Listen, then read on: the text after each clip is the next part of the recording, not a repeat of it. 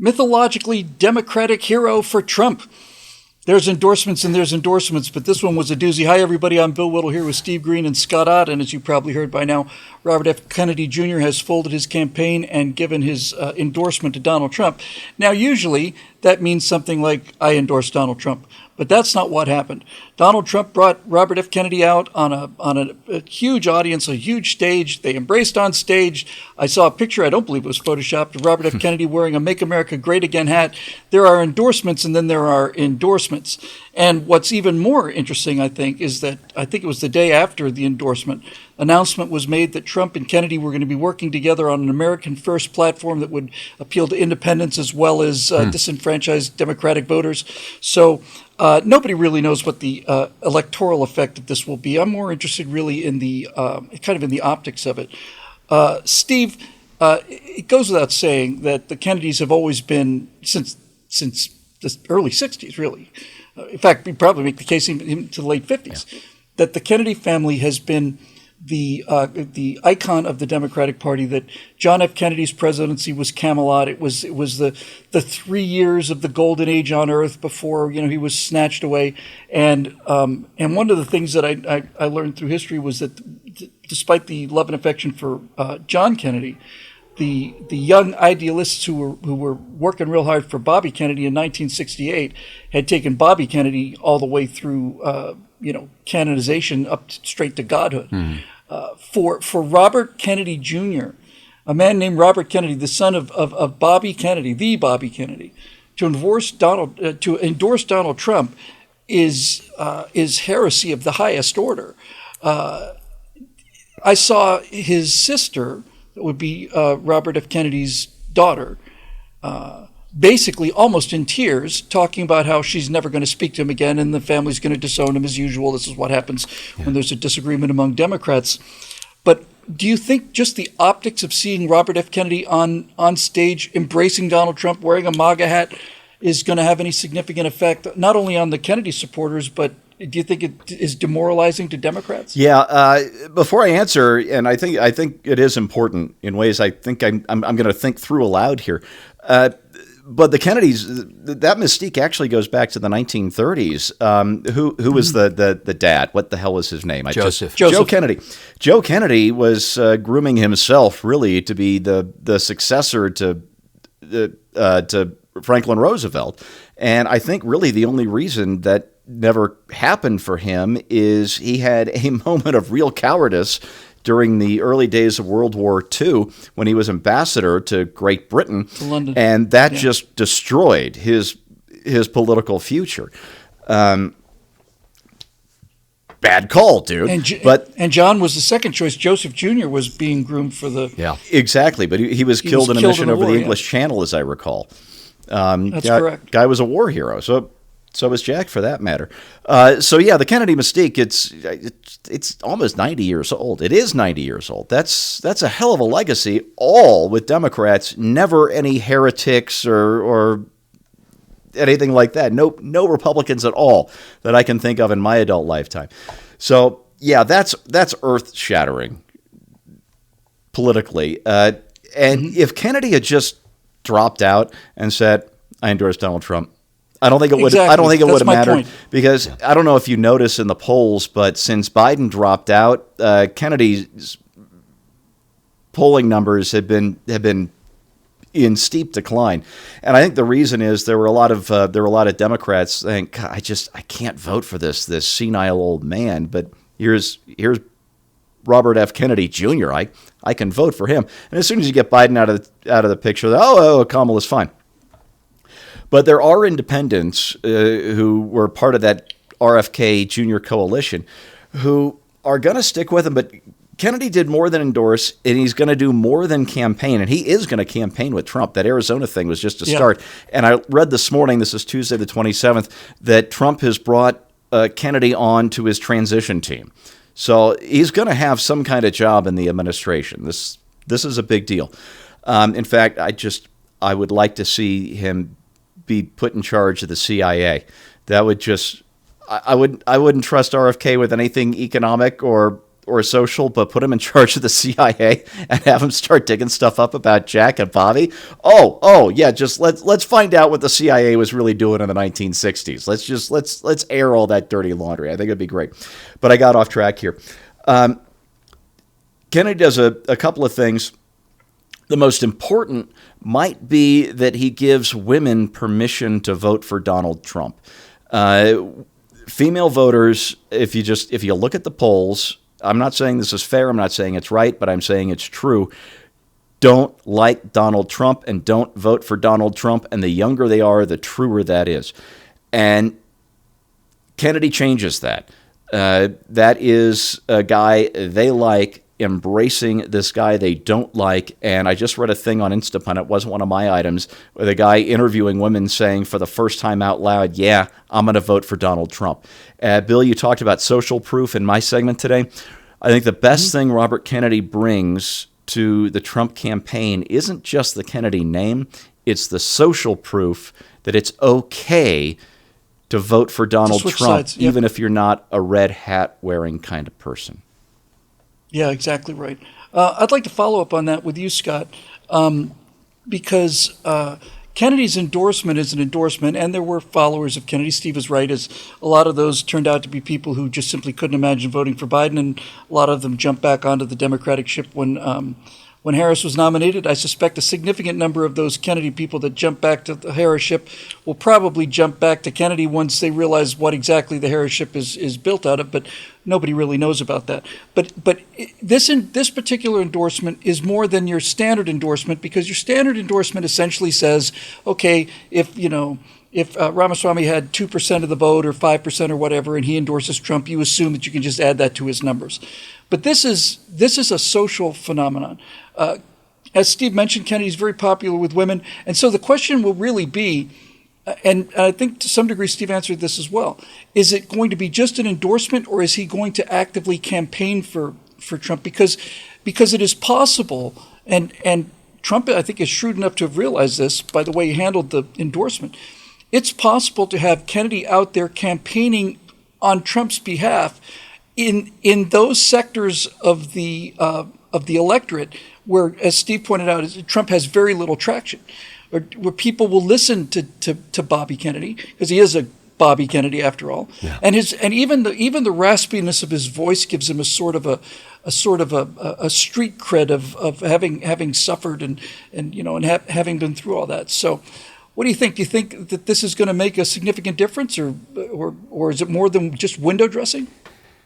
I think it might help him, oddly enough, with people our age or older. Right, that's what the mystique is. Who remember the Kennedy legacy, and for whom it's much more significant. I think some younger people made a connection with this particular Kennedy and liked what he was saying and were excited about his candidacy. But as far as just the generational aspect of it, I think that's where it could have some impact. And if Trump's campaign is smart, they will send Kennedy to those places where they're not strong, but where he has an influence. And the media will continue to try to destroy Kennedy by basically positioning him as, the one Kennedy who went nuts and is spouting crazy talk.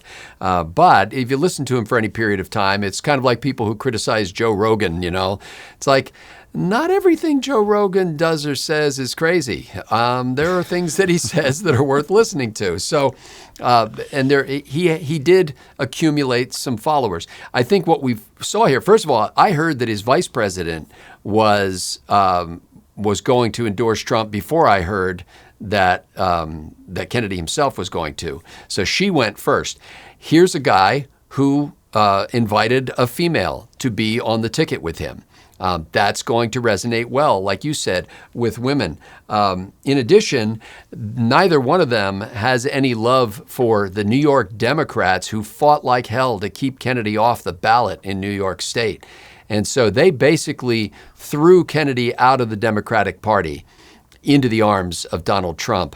and the consequences of that will be their burden to bear, when they simply could have been polite to him and let him be on the ticket and get virtually no votes and go away. It wouldn't have hurt anybody, but instead they decided to treat him terribly and prevent him from getting on the ballot with every way that they could. So in this situation, because of who Kennedy is, every vote that he can bring to Trump is like two.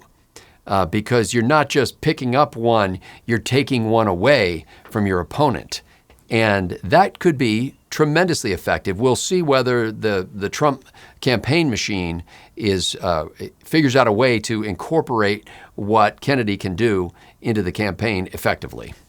Hey, Bill, can I throw in just one last thing? If you watch Kennedy's endorsement speech on Friday, the most powerful part of it, and I hope this is a message he continues for the next 70 days or whatever it is until Election Day, is that he called the Democrats the party of war, the party of censorship, the party of big pharma, and he went on, and that message, if that doesn't scare the crap out of Democrats and make them think they have to change, then boy, not only did they deserve to lose Robert F. Kennedy Jr. from their ranks, but they deserve to lose big in November.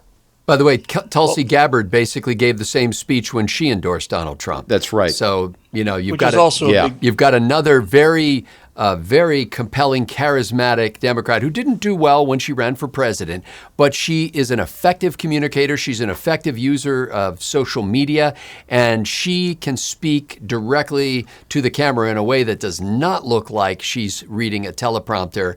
And plus, her military record gives her street cred when she talks about the way that President Biden's administration, along with Kamala Harris, have managed foreign affairs. Yeah, and Scott, you left out the fact that Tulsi Gabbard assassinated Kamala Harris's presidential campaign. That's what I was just going to ask. Yeah. It was Tulsi Gabbard in 2020 that ended 2019. Kamala Harris's campaign in 3 minutes.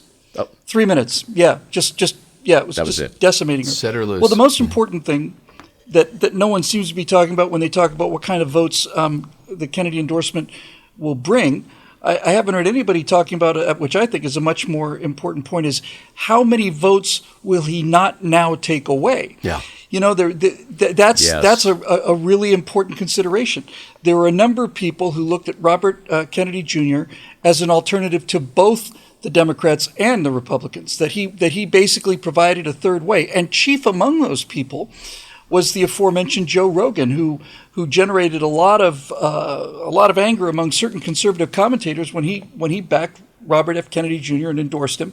Joe Rogan has the most popular podcast in the world for a reason, and we all know that Joe Rogan goes into some interesting territories that not all of us would be completely comfortable with, but nevertheless, Robert Kennedy Jr. was one of the things he's most vilified by the Democrats is that he was he's a vaccine denier. He denies the science, But Robert Kennedy has looked at the situation of how the pandemic was handled and is an extremely strong critic of it.